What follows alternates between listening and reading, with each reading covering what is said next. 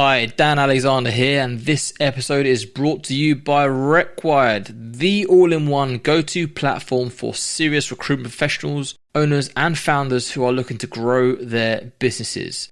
Now, we'll actually be launching the new online platform very soon, and if you'd like to be one of the first people to get access to our state-of-the-art learning platform and vault of online resources, then get in touch with us through the link in the description of this episode.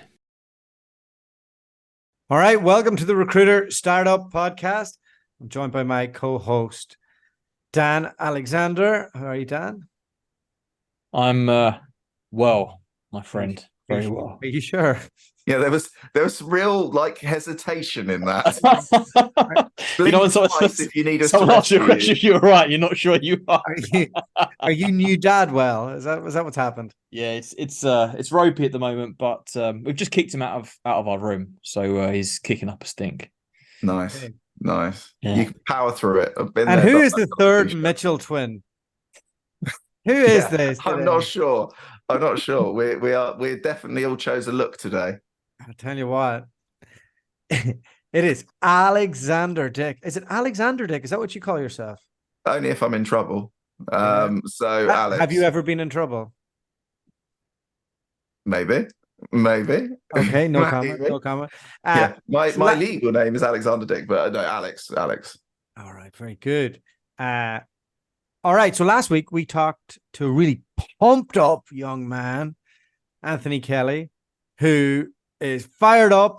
He's going to make loads of money. He's got loads of grads in an office, and he loves it, and he's mad into it. So we thought we'd reverse it and have Mr. Remote Recruitment, the non-conforming Alexander Dick from Alexander Lyons, to talk to us about how it works remotely. And can you build culture remotely? Can you build sales team? Does it work? How do you pump them? I wish I knew, because mine are off in the pub right now. Yeah. Yours are all over the world as well. At least mine are geographically in roughly one place. They say leadership starts at the top, isn't it? So I'm probably a bad example. I'm excited. My folks have arrived. They're in Marbella, so we're going to drop the kids there, and then we've got myself and Charlotte are going to do a Brazilian jiu-jitsu class in Torremolinos tonight, and then I think we're staying in Torremolinos, and then back to Marbella for dinner tomorrow. So nice, bit of a break from the kids. Kids-free weekend. That's the dream. That is the dream. Buzzing. Have you guys rolled together in terms of actually trying to kill each other? No, not at all. She's in the she's in the beginners class, and she just we just wouldn't work. I'm tapping. Yeah, I know. Yeah. Yeah. Anyway, we'll not go down that road. I was wondering. I wish we could roll around a bit more often, in fairness, but sure. We have two kids. So, look, great to have you here. Give us a wee insight into the size of your business, what you do. 16 of us, likely to be 20 imminently when I stop being lazy and get around to saying yes to a few people. So yeah, there's quite a few people that want to join at the moment. So yeah, trying to get to sort of 20 as a bit of a sort of reflection point. Reflecting on what? The journey and the hash I've made of it in various ways. No, so there are certain points where I want to get to a certain level of billers and then allow the people sort of that have come in to build up themselves to a reasonable level, and then repeat and repeat and repeat. So I did go a bit nuts, and when I first started hiring people, I just hired anyone because I believed naively that all recruiters actually were able to do recruitment, which turns out not to be the case. But yeah, I started hiring under the assumption that everyone could do what I was doing and that recruitment was easy, and yeah, might have lost a few quid down that road, and but as you are fully aware, lost a few quid, but lost got a few laptops as well, right? Yeah, but yeah, got a few good stories off the back of it. So one day there'll be a good book. Any you'd like to share today? Let's get into those. Let's warm up to those. Let's warm up. All right. Okay. Look, we've all had a bad hire here or there. It happens. It happens to the best of us. But so what do you recruit for? What's business do? So the business is designed to be the best home for 360 recruiters. Experienced 360 recruiters. So our commission is quite decent compared to a number of other businesses on the market. So it goes up to 80%. Our flexibility is, you can't get more flexibility. So people can only match us. They can't beat us because we are infinitely flexible. People can work from anywhere. People can basically come and go as they please, but we only hire people that have made it work previously and are confident that they can continue in a similar vein. So, and we have thankfully got better at that in recent times. Let me jump into a couple of questions there. Yeah, go for it. All right. I have a remote business as well, right? But I've gone down the experienced hire route, and I've gone down the make our own route, turning VAs into billers. Now that suited us better for the business we want to run. As you know, we run the advisory and community-based business as well. And I would say we're steering probably more into that element. But it wasn't for want of trying. And picking a winner remotely that's going to fit a culture, like, firstly, what did you get wrong how did you choose wrong? And then what did you do to fix it? So assuming everyone is honest and everyone doesn't just want the flexibility to take the piss was one of the biggest mistakes we made in the very early days. And I think I told you when we first spoke that it wasn't helped by the fact that I'm a competitive child and a rec to rec at the sort of very early steps of 2021 went to me, oh, no one's ever going to want to join you because you're a small business that doesn't know anything. A small business that was billing sort of well over £1 million personally. But so I was like, it's a reasonably successful small business, but whatever.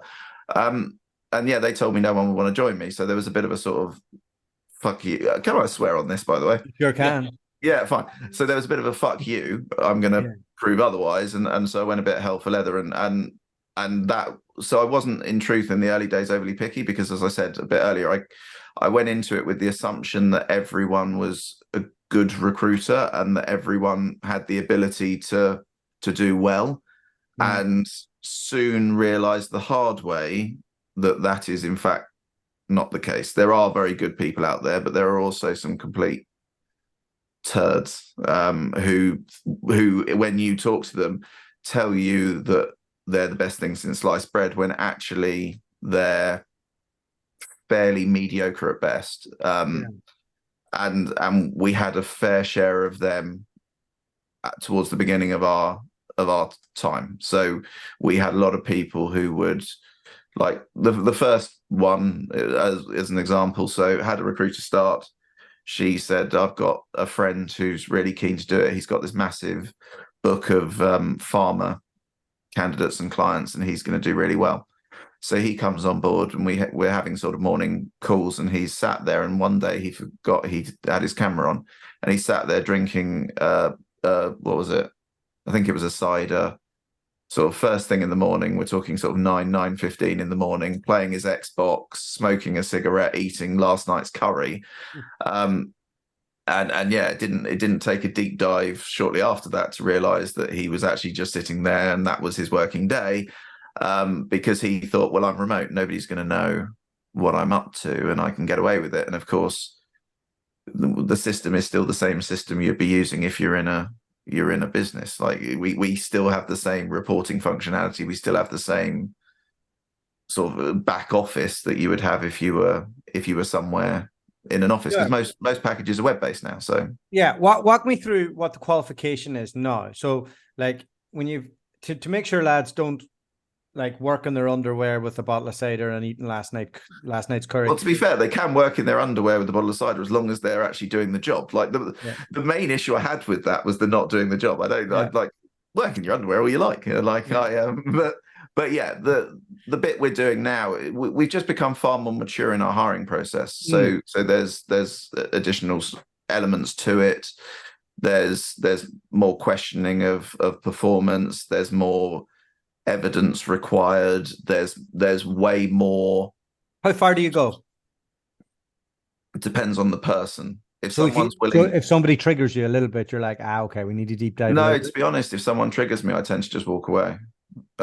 So when I get a trigger thinking something's not right, I tend to just stop the process, and move on with somebody else, because you got a sound effect ready for me? Have you got a sound effect ready for me? Hang on.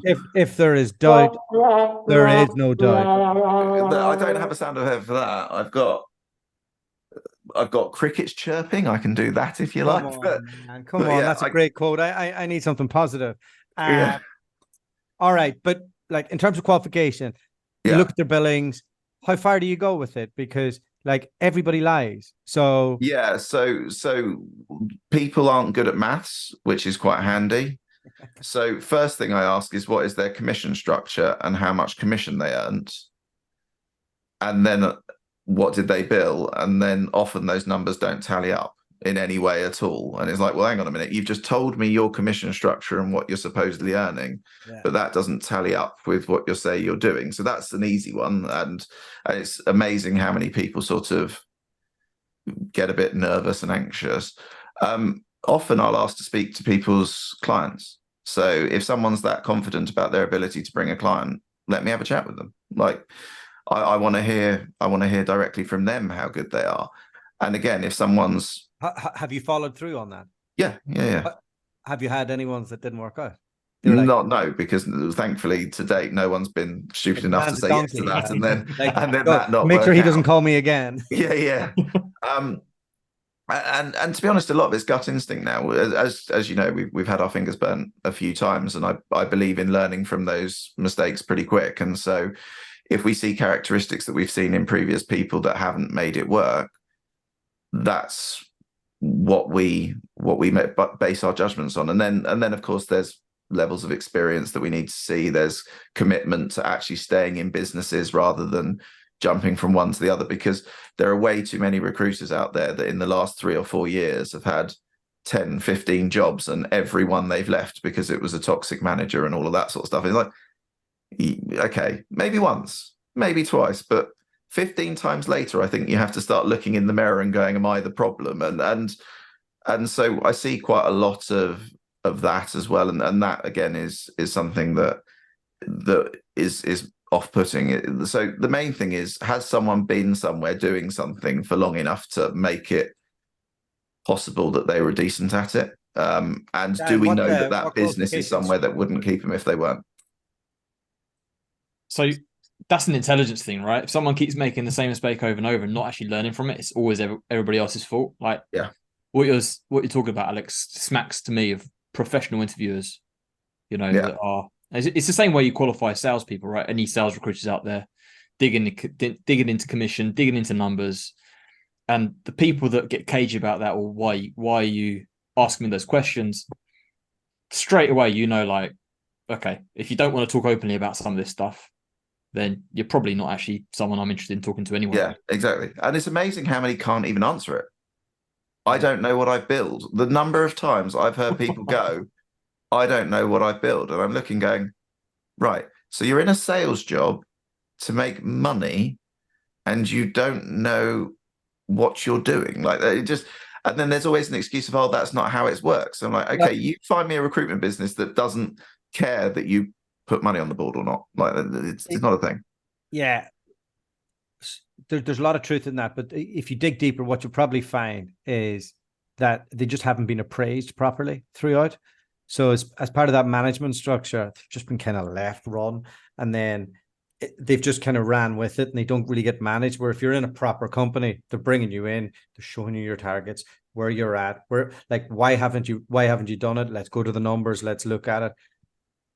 But not all companies are professional, and I think you get a lot of people looking for an easy ride with remote recruitment roles. Oh yeah, big time. Like what? Like how far? Like how? You mentioned up to 80% commission, and you mentioned 100% flexibility. What do they need to demonstrate to you to make that worth your while? The ability to bill, basically, the ability to actually deliver, and the maturity to want to do it without having to be hit with a stick every 2 seconds. Because what we are hiring are people who are self-motivated, who want to succeed because of the things that are put there for them when they succeed, not they want to succeed for fear of what happens if they don't succeed. And it's sort of reversing that balance. And the reality is, you've got to bear in mind, I've come from an environment where my recruitment model that I was placing when I was doing my own thing was remote workers in legal. So I've been through this entire journey over a 14-year or so period in legal, taking lawyers, moving them from paid roles as fee earners, moving their clients across, placing them in environments where they're solely responsible for their desk and what they do. So I'm well versed in the remote working thing, and we're not talking I've done that once or twice. It's hundreds and hundreds and hundreds and hundreds of times. So, and I got to the point where I was doing, I think my best month was 27 partner level lawyers in 1 month.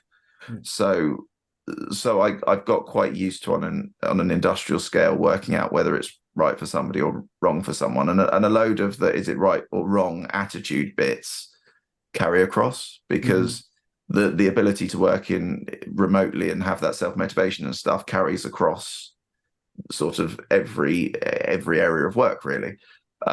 So we're just taking the knowledge from, I guess, the thousands and thousands and thousands of lawyers that I spoke to doing that, and then replicating it in this, and now being less naive because I'm not as much of a pillar as I was at the beginning, thinking that I want 1 million people within the first 8 minutes of opening the business.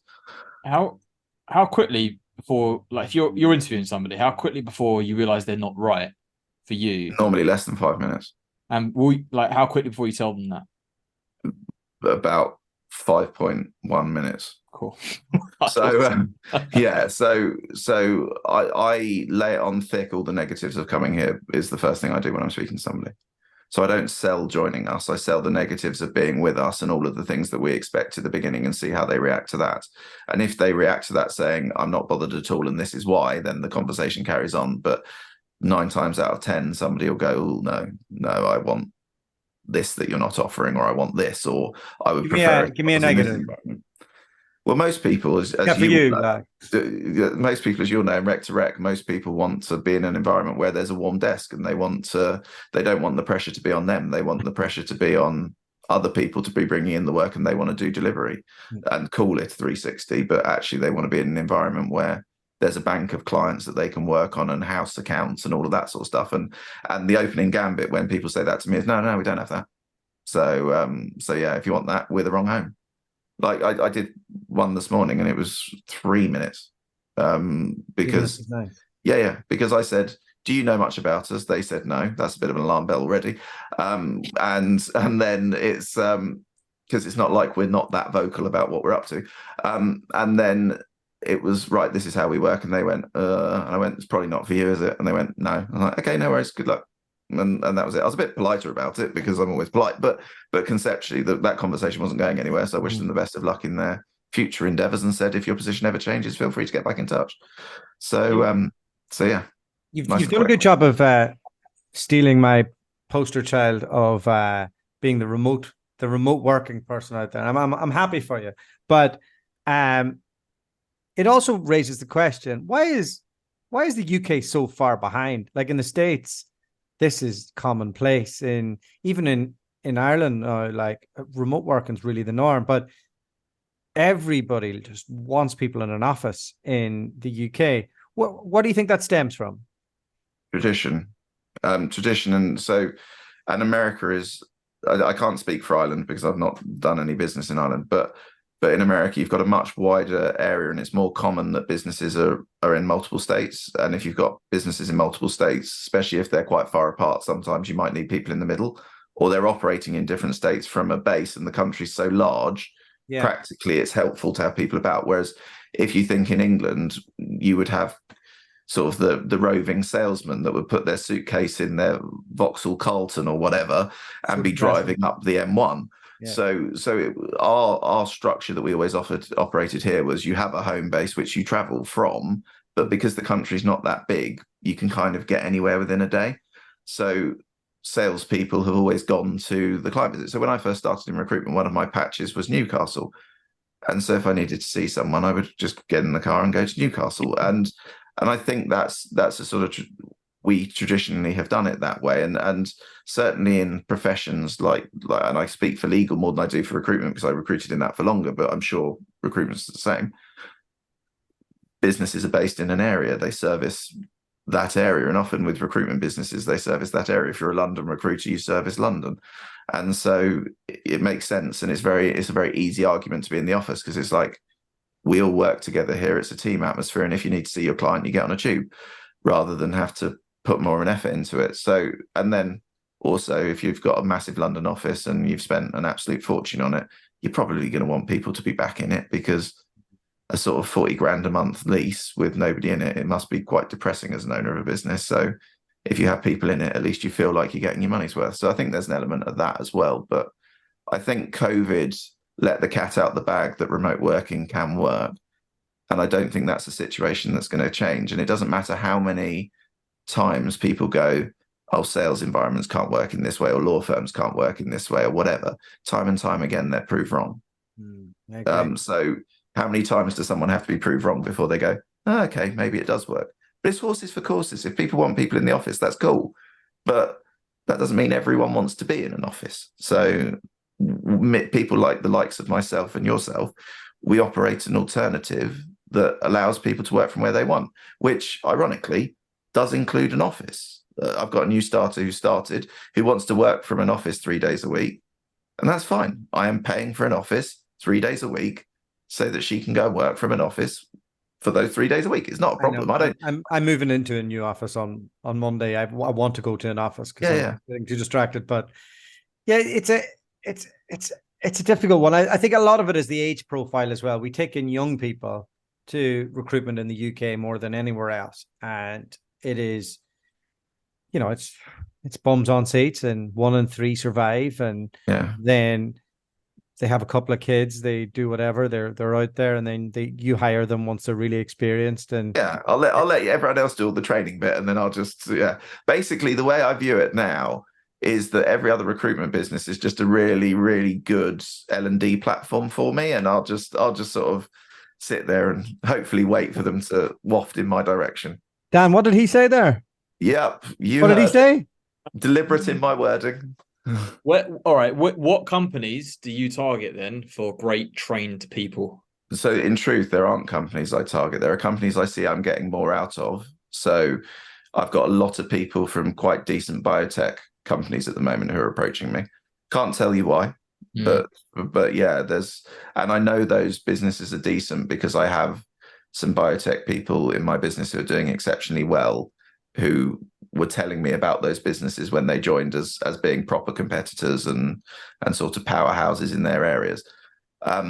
So yeah, to be honest, I think even within businesses, it's more the individuals that people fall under that shape the person they become, rather than the business's training in isolation, because it's not just the training, it's how it's implemented, and then how the people are managed as to whether that helps them succeed or helps them be sort of have their flame be dulled. So I think it's a two-pronged approach. I've always believed it's just about as much about managing to get the best out of people as it is learning and development. And I think the two go hand in hand. And I think a lot of businesses invest very heavily in learning and development, but then have really shite managers that then basically ruin all of the good work that's been put in by the L&D people to teach these people to be great. And that's a complaint that I hear a lot, because I do get junior people applying quite a bit, and I do speak to them because they're my future candidate base. And a lot of the time I'm hearing, look, they've taught me to do something. I'm doing what they say, it's going well. And now I've got this moron that's basically having a go at me about something that completely doesn't matter. And I'm doing really successfully, but yet they're moaning at me because I haven't done X. And that X was relevant 2 years ago when they first started out, but now they're way further down their line, but they're so holding on to a KPI that was relevant at the very, very beginning that becomes less and less relevant as that human develops. And yeah, it just frustrates people. And again, the trouble with people having worked remotely in those businesses for a while over sort of the COVID period and a bit after, is they then saw what it was like to not be micromanaged, and they were just as often just as successful, sometimes more successful. And now they're going back to environments where they're being sort of over the top managed and going, hang on a minute, I've demonstrated I can do the job, and you're treating me like a child, and I'm not enjoying that. And yeah, again, those people end up tending to try and find a new home. But yeah, I think some of it's natural, like it's so hard starting. So like your first 2 years are so intense that if you've done it and you've done all right, I remember myself back in Robert Walters, by the end of the 3 years, I was like, I don't know if I could, I don't think I could go through this any, like, I'm really appreciative of it. Like you've given me a great ground, and I could go set up my own business. I could go do lots of things, but like, oh, that was tough. Like that was hard. Like you would know yourself, Dan, from CD, like how many people survive 5 years and go through the grind and make it through. I know the people who do have an unbelievable career, but like it's tough, isn't it? Yeah. And that's the thing, because we touched on this last week, how you don't pick your sport picks you, and the people that just aren't cut out for this won't actually make it. Just want to touch back on one of the things that Alex has just said there, which I think is a really important point to make. A lot of the managers do undo the work of L&D consultants, right? And that's because the L&D consultants let the managers do it. Sometimes people in that capacity and position are sort of looked down on by managers. And if a billing manager will turn around and go, actually, no, you just spent 2 hours training that. Don't do it that way. Don't do it this way. If you don't put that in check as an L&D consultant, that's your fault. Yeah. If you're letting the managers run over you, like, you deserve every cliche that people say about trainers.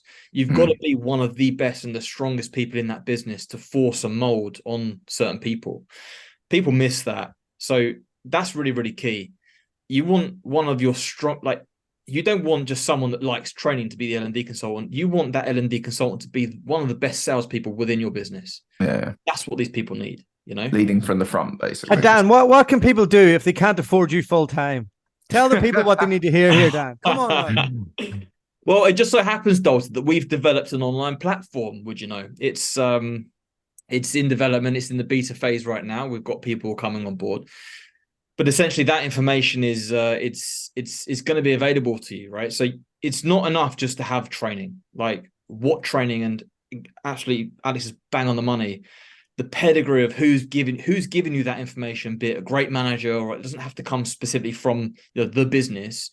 You've got the DNA of someone within that business. So make sure that you're getting that right information. Yeah, we've developed a blueprint which is proven, and a lot of great businesses have come out of the likes of CD and S3 and a few other businesses out there for a reason, because they've got, exactly as Alex has said, there's a pedigree of training great people in certain companies.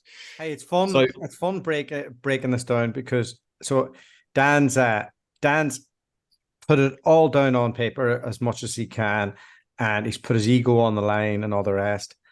And then I'm going through it with a samurai sword. Charlotte's going through it with a chainsaw. Andy Hallett will go through it. And then we're going to get 50 absolute killer companies to rip through it on a beta. And then we reassess it. And then we have something that will work for everybody. But I find there's nothing really out there that'll really train your people from start to finish that is aligned to companies that have done it well. And so I was thinking about your company. What's the grown-up version of your company? Like, if you were to go, we could be like this company in 5-10 years and have their event. Like, what is that? When you've spoke to non-executive directors, what type of blueprint are they putting in front of you? So the honest truth, in our sector, there isn't something I look at and go, I want to be like that. That is the honest truth. Everything I look at, I go, okay, I like a bit of that, and I like a bit of this, and I like a bit of that. But there is no business that I wish to emulate within the world of recruitment. There are businesses outside of the world of recruitment that have created amazing platforms that people are passionate about, that people want to be part of, that put their people first, and all of that sort of stuff. That is what I'm trying to create, but that's why I say I'm not trying to create the best recruitment business in the world. I'm trying to create the best home for the best people. Yeah. And it's a very The Lonely Hearts Club, right? Well, let's not have them lonely, and let's not call it a club. Let's call it a cult. We want to create a cult. But yeah, it's look, we attract some quite unusual people because of that. Yeah. Some quite eccentric people, but people that have been and are very, very successful. But as you know, the negative is we've also attracted some people that appear like that and are actually complete reprobates. And yeah, should we tell the story of? You can tell the story. It's your story, my friend. Fine. So how we actually met was I put a post on LinkedIn, and I will leave some details out for our benefit, just because I can't be bothered with the grief. But I had a member of staff who joined us as a business, and originally I didn't want to do the recruiting for the business because I was like, I need to be concentrating on managing it. So I hired an internal rec to rec, and this was somebody who'd been in the world of rec to rec for a long time, had 20,000 recruitment contacts on their profile, and had been doing it for themselves and doing it at other businesses and all that sort of stuff. So seemed on the face of it, and bear in mind this was my naive stage, seemed on the face of it to be a bit of a superstar. And I know a number of other people have fallen into the same trap in the past. We should call it the catfish. So yeah. So we then get catfished and hire this individual, and they join us, and we're sat there, and they tell us that 19,000 profile they have is still attached to their old company, so they're trying to get it back. So we can't stick a recruiter account on it. So it's like that's a little bit weird. And I'm speaking to my account manager at LinkedIn, going, I don't think this is how it works, and she's going, no, you're right. That's not how it works. So I'm sort of putting her in contact with my member of staff to get the account back and all of that sort of stuff. But it's just weirdly not happening. So we're going along, and about a week, maybe 2 weeks later, we're sort of this individual is recording videos for us where they're getting all about our business model wrong, which is super helpful when you've got an internal member of staff that's 2 weeks in and still doesn't know what we do, despite having lots of documentation. Also, keeping on calling what type of video? Like what type of videos? Like what? Oh! I will play you some of these videos. I've still got them, and they are fecking funny. They are the worst sales videos ever. Like genuinely, they are atrocious. This person's the front of house for your business. Well, it was meant to be. Thankfully, didn't get that far because it would have been a complete shit show. So yeah. So we're looking. We're sort of a few weeks in, and Rob, my now ops director at that point, ops manager, was going away. So he's away on holiday, and I'm sat there, and I'm going, right, she hasn't actually sent. Oh, I've called her a she now, so we're one step further to saying who this person is. So we are. So we're sat there, and I'm like, you haven't sent me any people, and then magically all these people appear from LinkedIn Recruiter. I'm like, hang on a minute, I haven't given you a LinkedIn Recruiter account. So what's going on? So I video call this individual, and I'm like, hang on, how have you got this? And because she's told us she hasn't got any other computers, she doesn't have any other accounts, blah, blah, blah.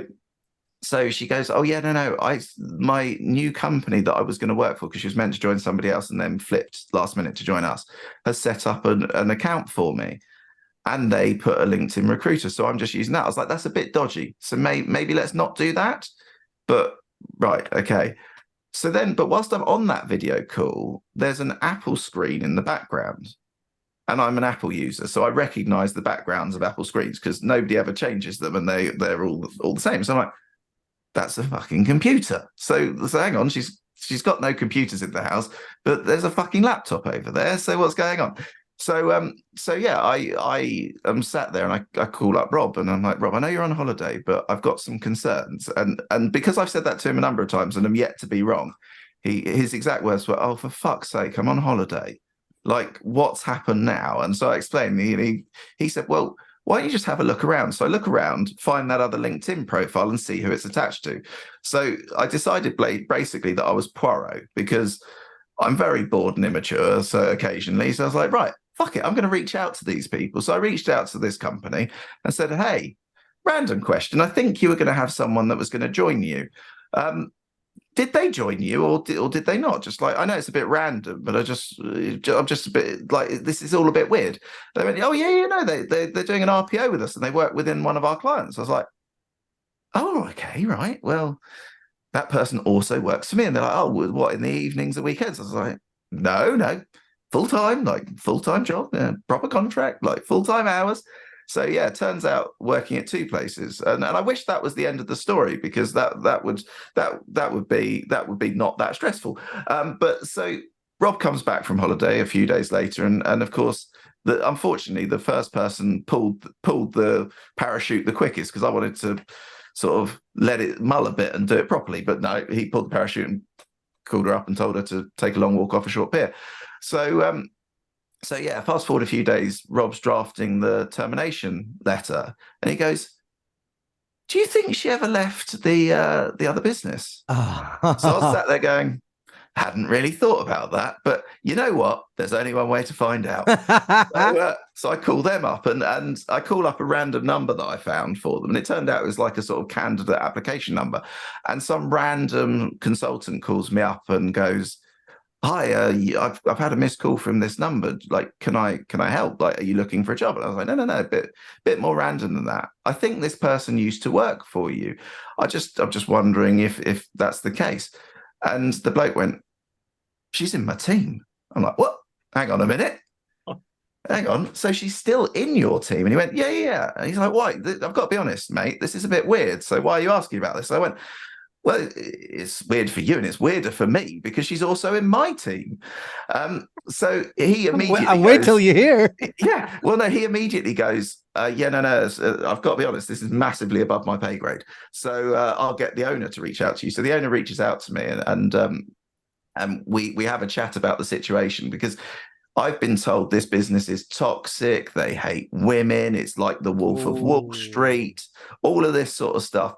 I want to work remotely, but they don't trust me. Ironically, that would have been the best thing ever for this individual. So yeah, go through this entire process, and yeah, we're kind of all in agreement that we need to, because it's a common name. Like, again, I'm not going to use the name, but we're talking like a John Smith kind of name. It's not John Smith, just before anyone starts to work it out and somebody called John Smith tries to sue me. But let's call it a female version of John Smith. And so female version of John Smith, we were like, there is a risk here, especially as there is a fair chance that the profiles have some quite different looking pictures, that we're not talking about the same person. So we all agree to share enough information for us to confirm that it's the same person. So we do that. We all realize it is, and then of course we all go, "Foxtrot Oscar, you've had your time with us. We weirdly don't employ fraudsters, so do one." And yeah, it got better because one of the businesses she tried to take to an employment tribunal for not paying her for work that she told the other two businesses she wasn't doing when she tried to keep her jobs with us. The other business she threatened with some other legal action, and she reported us to the ICO for a data breach because we shared her personal information, ignoring the fact that we shared it to a business we knew already had it. And also, if you're investigating something like that, you have the ability to share data because you can, to investigate fraud and like people that are doing things against your business and all sorts of other stuff. So yeah, that happened. But the real icing on the cake is now, as you well know, I'm seeing this individual pop up all over the place. And that's the thing that's making me chuckle. So actually, sorry, before we get to that, how we met is I put a post up about it, and the post did quite well. and you reached out to me and were like, allegedly, I can't go into much detail here. yeah, allegedly can't go into much detail, but reached out to me and said he liked my post, nothing more. There was nothing more than that. He said, I like your post, and anyone that thinks that anything else was said in that conversation is a liar.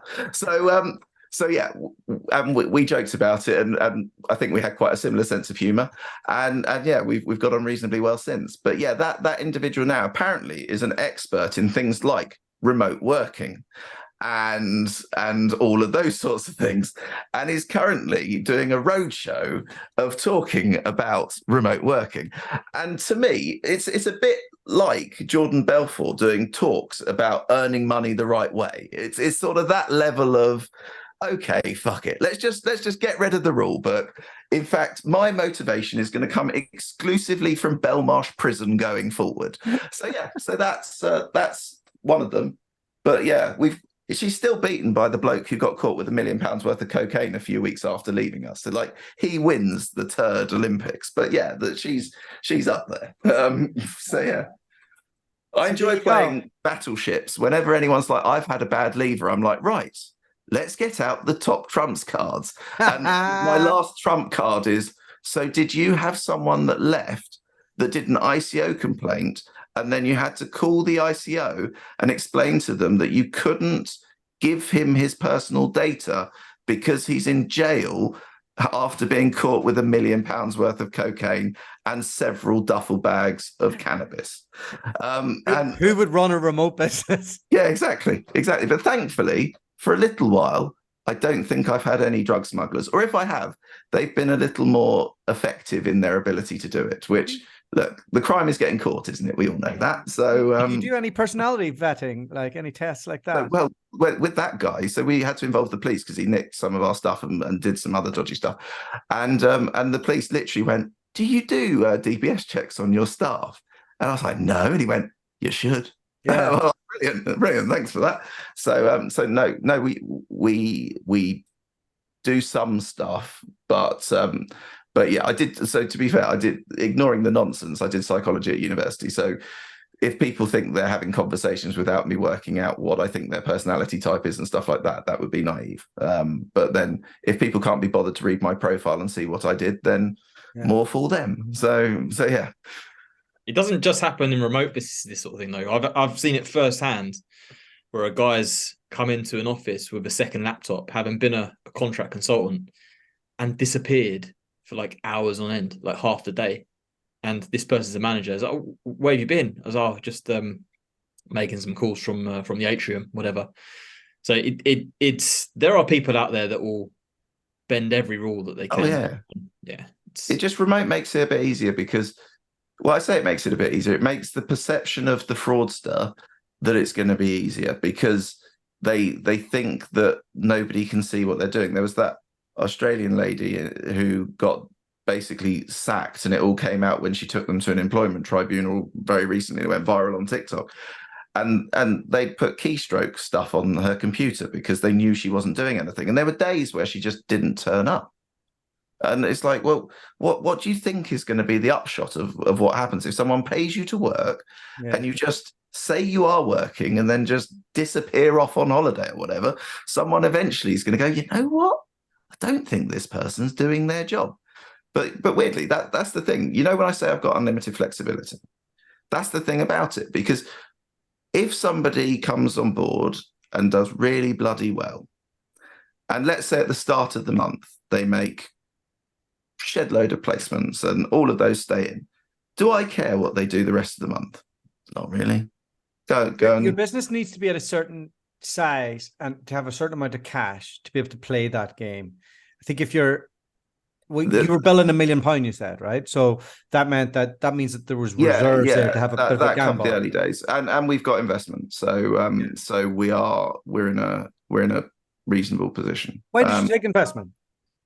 It was actually more of a skill set thing. So I was sat in a position where I have strengths and I have weaknesses, and I'm very aware of my weaknesses. I'm aware of the weaknesses I'm aware of. I'm sure there's shitloads that I'm not.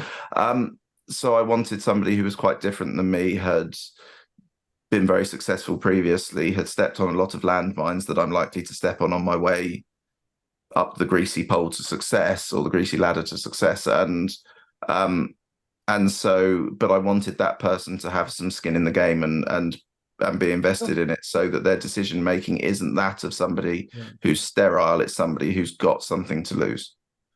So that's why. No, basically. I think it's if you can buy in that's great. If it doesn't cost you too much, No, it didn't. So I go 10%, and a fairly decent amount of money. So it was fine. Brilliant. It allows me to keep doing some of my half-daft decisions that seemingly now going quite well. So it's good. Will you ever try somebody without experience? Yes, but not in the form of what we traditionally hire. So with some of the consultants we've got, they're bringing on an amount of work that it's physically impossible for them to manage. And because we're not fixed in one vertical, so lots of our consultants do lots of different things because they're bringing their client base and their experience. There are going to probably in the reasonably short term be a need for things like delivery consultants or resources, whatever people like to call them, to be sat underneath some of these individuals. And some of those individuals wish to concentrate on doing the business development there and account management. And I'm very happy for people to do that, but they build their desk into that basically. And we will require at a certain point a function to get those people to a level of quality that they're not going to destroy that consultant's business basically. So yes, there will be an inflection point where that will be required, but that won't be what, as a core business, we are actively recruiting for. We will always be on the lookout for that next 360 consultant with a, like I spoke to a guy today that's doing 7 figures a year, and sort of gave him our maths, and he was like, that's quite a bit more than I'm earning at the moment. I'm like, yep, because let's be realistic, you wouldn't join me if it wasn't. So somebody like that may well end up needing additional support because they're at full chat anyway. So if they've got massive clients that want them to do other stuff, they don't want to be in a business where they say no. So we need to create an infrastructure around them to allow them to do that. So yeah, there will be a need for it, but that won't be something that I'm hiring, if that makes sense. So the bit that I'm doing as the sort of owner of it is I'm strategy and trying to work to attract the right people and get our messaging out there. So a big part of what we're doing on social media and all of that sort of stuff is ensuring that we're getting our messaging out there all the time, so that basically we irritate people into wanting to find out more with positive vibes. Positive vibes, yeah. What's the ultimate goal? It's not to sell it, right? Because it is to sell it. Yeah. Who will buy it if it's doing lots of different things? Somebody who wants the best platform for 360 recruiters that has 30 people a month joining, and knows that the average person within that will perform at a certain level. This is all data we're collating already. So it's the same as who would want to buy a law firm where none of the lawyers are employed. And the answer you would think is nobody, because there's no security. But who wants to buy one of the fastest growing platforms in the legal world that's turnover is doubling or tripling every year? Lots of people. But it tends to be more of a flotation. But are you going to stay with just legal, or you're doing biotech, you're doing legal, you're doing... Yeah, but the relevance isn't what we are doing from a vertical perspective, because I'm not going to be selling it on the recruitment market. I'm going to be selling it as a very fast growing platform, not as a recruitment business. To who? Probably a flotation. So is my guess. So they'll probably be listing it. It's likely to be the best return, because that's where other comparable businesses in other sectors have had their greatest success. Okay. Because what you're selling, you're not selling what you do. You're selling the average performance of the people that are there and the ability to bring on a lot more of them. So they're buying a business that's growing exponentially, rather than buying a business that's doing any one particular thing. So it's not the way recruitment businesses work and are valued are not what we are aiming for. We are aiming for a different thing, in the same way that law firms used to be valued at what is the client base worth, how much money has it made, what's it cost to run, and that was the thing. And then it was a very small multiple above that. Whereas these law firms are valued at how many people can you bring on, how quickly are you doing it, who's staying around, and what are they doing on average. And then you go, okay, you're bringing in 20 a month, you're making an average of 100,000 off of each of them, so you're making 2 million extra a month, basically. But over a period of time. Like that's not an instant thing, but it's all mapped out. And so what you're selling is something that's ballooning, basically, and going, that's, we haven't even touched the surface on what we're able to achieve on this, because we've done it in this market, we're now doing it in this market, and this market is 4 times the size. So in our case, that'd be America. So yeah, that's the plan. And look, I've spoken to some. I tend not to speak to people that value recruitment businesses because they tell me it's a stupid idea. In fact, lots of people in the recruitment world tell me it's a stupid idea, but weirdly, lots of people in other worlds that carry higher valuations understand it, because service providers, 2 things can carry a much higher valuation than the sort of professional services business might. So yeah, I'm trying to change the game. That's the aim, but I'm a minnow at the moment. So what I'm saying is all just a load of like bollocks coming out of my mouth. But it's look, that business I built to well bigger than I'm planning on building this within a 10-year period. So and I can promise you it's much more difficult to persuade a lawyer to go and work with no salary and move their clients than it is to persuade a recruiter that I will pay you a salary, you move your clients, and I'll just pay you way more and give you more flexibility and better incentives and all of that sort of stuff. So yeah, we're not struggling to find people who are interested. That there is, like with everything, there's a very small proportion of people who are interested that are suitable, but like we're getting 200 plus applications a week. Like on Monday, I stuck up an ad because I forgot to do one over the weekend, and got, I think, 130 on Monday. So I don't know what happened over the weekend, but people were clearly pissed off with whatever their businesses were doing. And within that, there's a couple of 300 grand billers a person who bills 600 grand, and this is headlines. So this isn't. There's not been much deep diving in that, because actually on Monday I was violently ill, so I didn't spend too much time paying attention to it. But there's about 13 conversations that are now going on. What you're telling is there's a demand.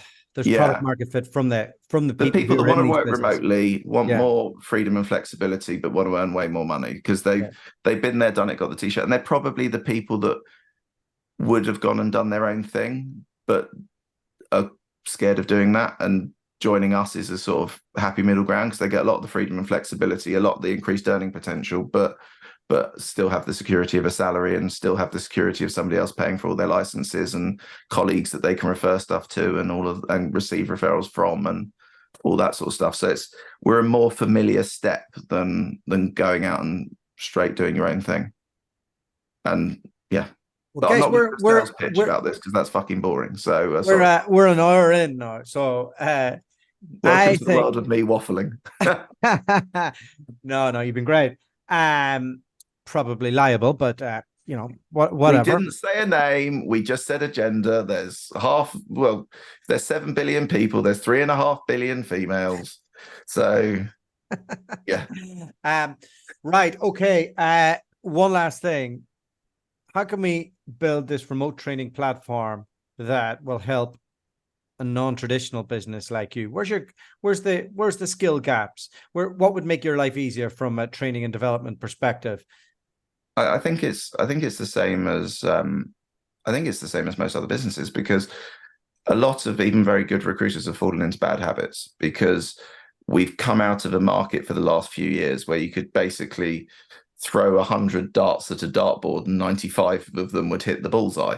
So that's not the world that anyone that's been in recruitment longer than post-COVID has seen. But even people who were around before that, many of them have forgotten what it takes to do the job properly. So that's around business development, around adding value to clients, around building relationships, and I mean proper building relationships. So many people are still trying to throw shit at a wall and hope it sticks. So I do think in any business, I think the geographical location of someone from an L&D perspective is probably borderline irrelevant. I think the most important message that's that people need to learn at the moment is don't do a half-assed job, and so many people are like, and I've had people that have joined who historically have been superstars and documented and proved that they're superstars, who have got into bad habits over the last few years that they don't seem to be able to get themselves out of. So I think now is the time for an L&D platform, because where the market is a bit tighter than it was in 2021, early 2022, those bad habits need to be ironed out fast, because otherwise some very big businesses will go down the Swanee, because you can't afford to hold people who don't have the skills. And if you want to keep them, you need to skill them back up. So yeah, I think BD, relationships and all of that sort of side is key, because going on a job board or LinkedIn Recruiter and tapping in a skill and finding someone and sending them a message is a very easy part of the job, whereas going out there and building meaningful relationships with candidates and clients has more of an art to it if it's done properly. And the very successful recruiters do that properly. The mediocre ones do not. Any last thoughts for us, Mr. Alexander? Alexander Dick and Dan Alexander. Hey, Yeah, how did you not pick this up?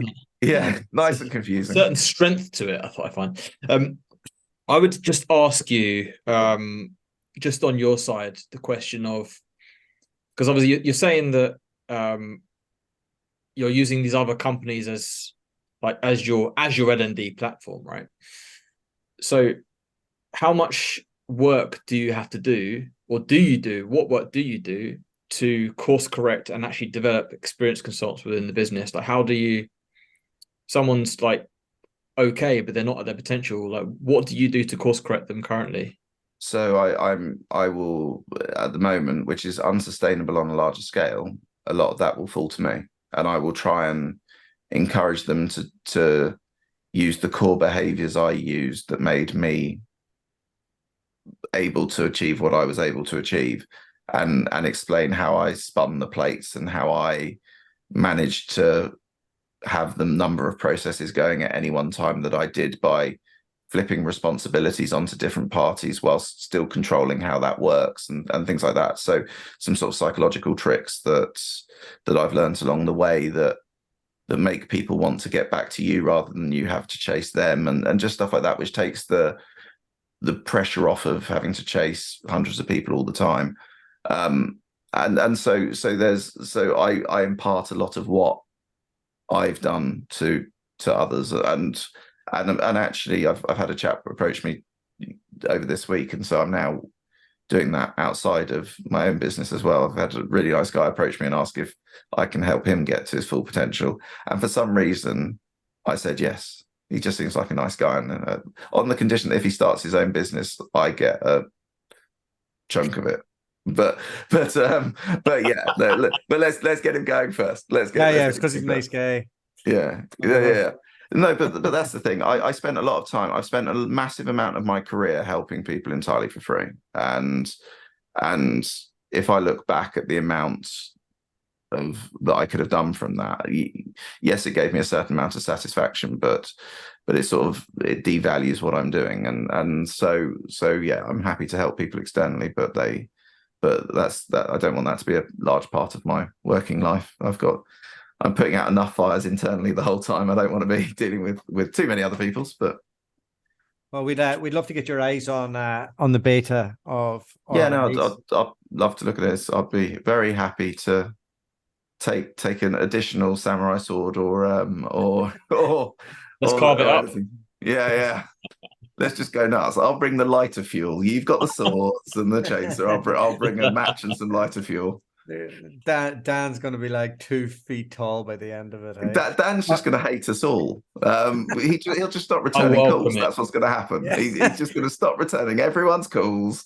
And every recruiter thinks they know it all as well. Everybody thinks they know it all. And he's put down a framework. He's like, I'm the one who's actually trained people. I've trained people for years. Yeah. See, these 1,000 people that are successful, none of them are to do with you idiots. So, all right, guys, that's us. It is Friday. Let's go enjoy ourselves. Thank you very much, Alexander Dick and Dan Alexander, everybody. Cheers.